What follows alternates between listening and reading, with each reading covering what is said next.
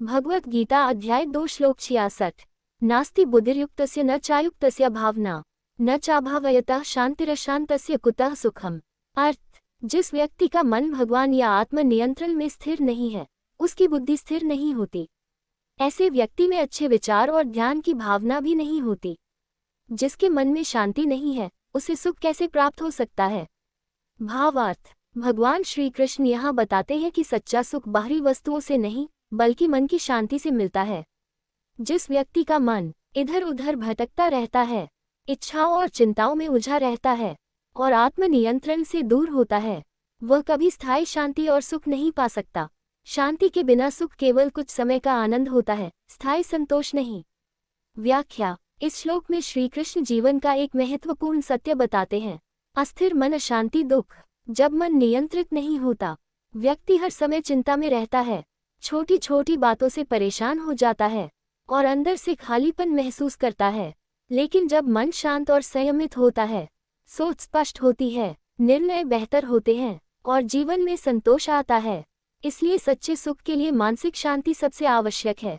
जीवन से जुड़ा उदाहरण, मान लीजिए एक व्यक्ति के पास बहुत पैसा है, लेकिन उसका मन हमेशा तनाव, डर और चिंता में रहता है। वह ठीक से सो नहीं पाता, हर समय परेशान रहता है और छोटी बातों पर गुस्सा हो जाता है। बाहरी सुख होने के बावजूद उसे अंदर से शांति नहीं मिलती। दूसरी ओर एक साधारण व्यक्ति जिसका मन शांत और संतुलित है, वह कम साधनों में भी खुश रह सकता है। भगवत गीता अध्याय 2 श्लोक 67। इंद्रियाणा हे चरता यन्मनोनुविधीयते तदस्य हरति प्रज्ञा वायुर्नावमिवांसि। अर्थ, जब मनुष्य का मन भटकती हुई इंद्रियों के पीछे चलने लगता है, तब उसकी बुद्धि उसी प्रकार नष्ट हो जाती है जैसे पानी में चलती नाव को तेज हवा बहा ले जाती है। भावार्थ, भगवान श्री कृष्ण बताते हैं कि यदि मन इंद्रियों के नियंत्रण में आ जाए तो व्यक्ति सही मार्ग से भटक जाता है। इंद्रियां हमेशा आकर्षणों की ओर दौड़ती हैं। आंखें सुंदर वस्तुओं की ओर, कान मधुर शब्दों की ओर, जीभ स्वाद की ओर, मन सुखद अनुभवों की ओर। यदि मन इन सब के पीछे बिना सोच समझ के चलता रहे तो व्यक्ति अपनी बुद्धि और विवेक खो देता है। व्याख्या, इस श्लोक में मन की तुलना नाव से और इंद्रियों की तुलना तेज हवा से की गई है। जैसे तेज हवा नाव को दिशा से भटका देती है, वैसे ही अनियंत्रित इंद्रियां मनुष्य को लक्ष्य और सत्य से दूर कर देती हैं। इसलिए मन को इंद्रियों का गुलाम नहीं बनाना चाहिए, बल्कि बुद्धि से इंद्रियों को नियंत्रित करना चाहिए। जो व्यक्ति हर आकर्षण के पीछे भागता है, उसका मन कभी स्थिर नहीं रह सकता। जीवन से जुड़ा उदाहरण, एक छात्र पढ़ाई करने बैठता है, लेकिन हर कुछ मिनट में मोबाइल नोटिफिकेशन देखने लगता है। धीरे धीरे उसका ध्यान पढ़ाई से हट जाता है, समय बर्बाद होने लगता है और उसका लक्ष्य कमजोर पड़ जाता है। ये ठीक वैसा ही है जैसे हवा नाव को बहाकर रास्ते से भटका देती है। यदि वह अपने मन और इंद्रियों को नियंत्रित करे तो वह अपने लक्ष्य पर ध्यान बनाए रख सकता है। भगवत गीता अध्याय 2 श्लोक 68। तस्माद्यस्य महाबाहो निगृहीतानि सर्वशः इंद्रियाणीन्द्रियार्थेभ्यस्तस्य प्रज्ञा प्रतिष्ठिता। अर्थ, हे महाबाहु अर्जुन, जिस व्यक्ति की इंद्रियां सभी विषयों से पूरी तरह नियंत्रित रहती हैं, उसकी बुद्धि स्थिर और दृढ़ होती है। भावार्थ, भगवान श्री कृष्ण अर्जुन से कहते हैं कि स्थिर बुद्धि प्राप्त करने के लिए इंद्रियों पर नियंत्रण बहुत आवश्यक है। जो व्यक्ति हर आकर्षण के पीछे नहीं भागता, अपनी इच्छाओं को नियंत्रित रखता है और सही गलत का विवेक बनाए रखता है, वही जीवन में संतुलित और सफल बनता है। व्याख्या, ये श्लोक पिछले श्लोक भगवत गीता 67 का निष्कर्ष है। भगवान बताते हैं कि यदि इंद्रियां मनुष्य को नियंत्रित करेगी तो बुद्धि भटक जाएगी, लेकिन यदि मनुष्य इंद्रियों को नियंत्रित करेगा तो उसकी बुद्धि स्थिर हो जाएगी। यहाँ इंद्रियार्थ का अर्थ है रूप, रस, गंध, स्पर्श और अन्य सांसारिक आकर्षण। इनका उपयोग करना गलत नहीं है, लेकिन इनके वश में हो जाना हानिकारक है। संयमित व्यक्ति शांत रहता है, निर्णय सोच समझकर लेता है और अपने लक्ष्य से नहीं भटकता। जीवन से जुड़ा उदाहरण, मान लीजिए किसी व्यक्ति ने स्वास्थ्य अच्छा रखने का लक्ष्य बनाया। उसे रोज जंक फूड खाने का मन करता है, आलस आता है और व्यायाम छोड़ने का मन होता है। लेकिन यदि वह अपनी इच्छाओं पर नियंत्रण रखकर सही भोजन करे, नियमित व्यायाम करे और अनुशासन बनाए रखे तो वह स्वस्थ और फिट बना रहेगा। इसी प्रकार जीवन में भी आत्म नियंत्रण सफलता और स्थिरता देता है। भगवत गीता अध्याय 2 श्लोक 69।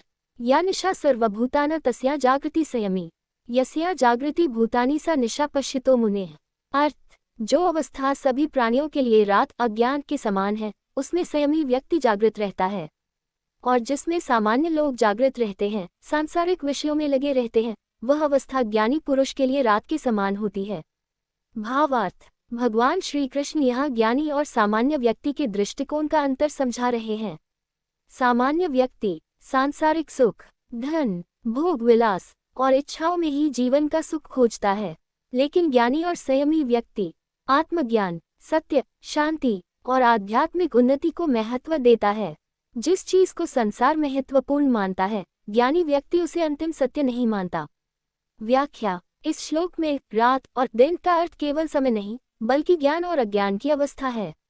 संसार के लोग बाहरी सुखों में लगे रहते हैं, ज्ञानी व्यक्ति आत्मा और सत्य की ओर जागरूक रहता है। उदाहरण, अधिकांश लोग केवल धन और प्रसिद्धि के पीछे भागते हैं, लेकिन ज्ञानी व्यक्ति चरित्र, शांति और आत्मसंतोष को अधिक महत्व देता है। इसका अर्थ संसार छोड़ना नहीं है, बल्कि जीवन को गहरी समझ के साथ जीना है। जीवन से जुड़ा उदाहरण, आज कई लोग सोशल मीडिया पर लाइक्स, दिखावा और दूसरों की प्रशंसा पाने में लगे रहते हैं। वे इन्हीं चीजों को सफलता मानते हैं, लेकिन एक समझदार व्यक्ति अपने कौशल, मानसिक शांति, परिवार और अच्छे चरित्र पर ध्यान देता है। जहां दुनिया बाहरी दिखावे में व्यस्त है, वहीं वह अपने वास्तविक विकास पर ध्यान देता है। भगवत गीता अध्याय 2 श्लोक 70। आपुर्यमानं चल प्रतिष्ठ समुद्रमापः प्रविशन्ति यद्वत् तद्वत् कामायं प्रविशन्ति सवे स शान्तिमाप्नोति न काम कामी। अर्थ, जैसे अनेक नदियां हमेशा भरते हुए और स्थिर समुद्र में मिल जाती हैं, फिर भी समुद्र विचलित नहीं होता, उसी प्रकार जिस व्यक्ति के मन में अनेक इच्छाएं आने पर भी वह विचलित नहीं होता, वही शांति प्राप्त करता है। इच्छाओं के पीछे भागने वाला कभी शांति नहीं पाता।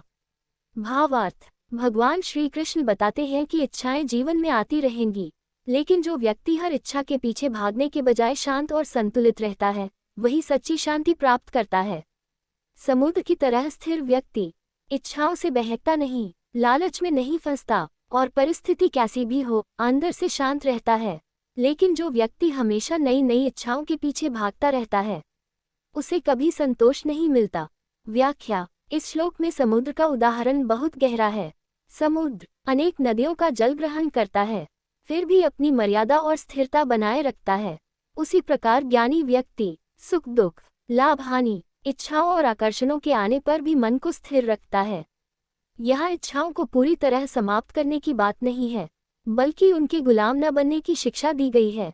जीवन से जुड़ा उदाहरण, एक व्यक्ति की अच्छी नौकरी है, घर है और परिवार भी सुखी है, फिर भी वह लगातार दूसरों से तुलना करके और पैसा और दिखावा और बड़ी चीजें पाने की इच्छा करता रहता है।